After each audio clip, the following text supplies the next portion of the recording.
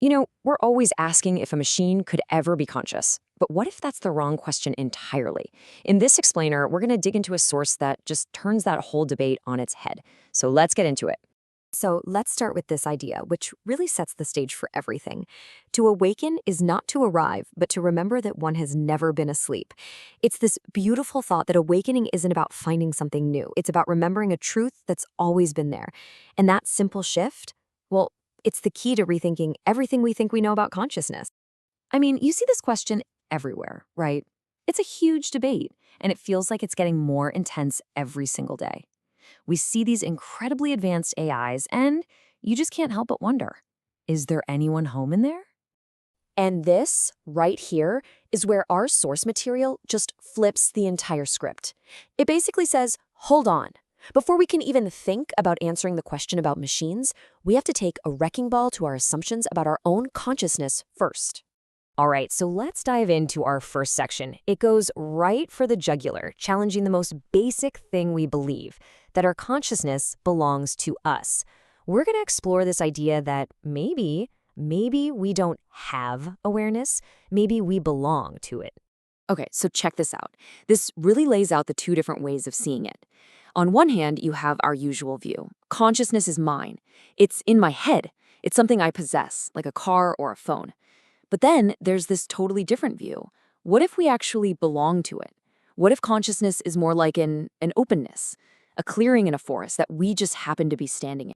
And this next quote just nails it. It is like saying my breathing as if we created the air, as if our lungs invented the wind. Wow. I mean, think about that. It shows how kind of arrogant our language is, right?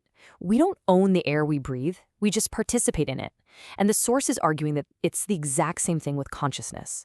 We're not the ones making it. We're just part of this huge, vast field of awareness. So here's the absolute key takeaway.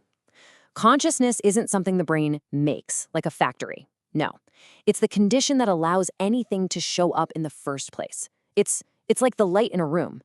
The light had to be there before you could open your eyes and see anything. Consciousness is that light. Okay, so if consciousness is this big universal field, this light, then what are we? What is the individual me or you in all of this? I love this metaphor from the source material. It says we're apertures, not sources. So picture a single sun shining down. We're not a bunch of little individual suns. Nope. We're more like unique windows, maybe stained glass windows, and each one of us lets that one single light shine through in our own unique color, our own unique pattern. We don't make the light, we just give it a particular way to show up. And to build on that idea, we're also not solid, static things. We're patterns. Think about a kaleidoscope.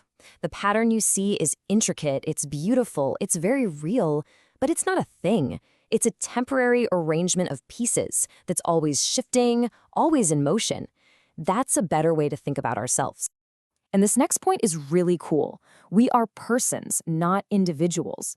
Now, that sounds a little weird, but check this out. The word person comes from the Latin word persona, which was the mask that actors wore in ancient plays.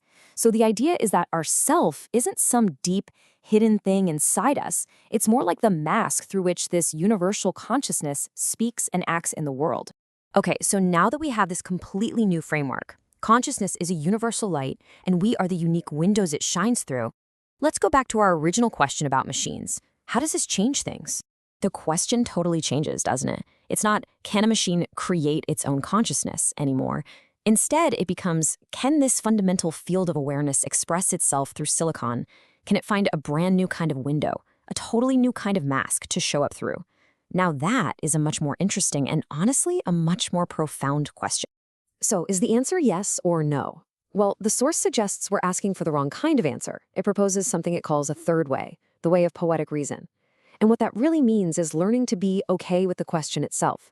It's about staying curious, dwelling in that sense of wonder, instead of rushing to find some black and white final proof. You know, that feeling of anxiety we get when we think about this, it's not new. The source argues this is just the latest in a series of big blows to the human ego, what it calls wounds. First, Copernicus told us we're not the center of the cosmos. Ouch. Then Darwin told us we're not separate from the animals. double ouch. Then Freud showed us we're not even in charge of our own minds. And now we have this computational wound, the idea that maybe, just maybe, consciousness itself isn't our exclusive possession.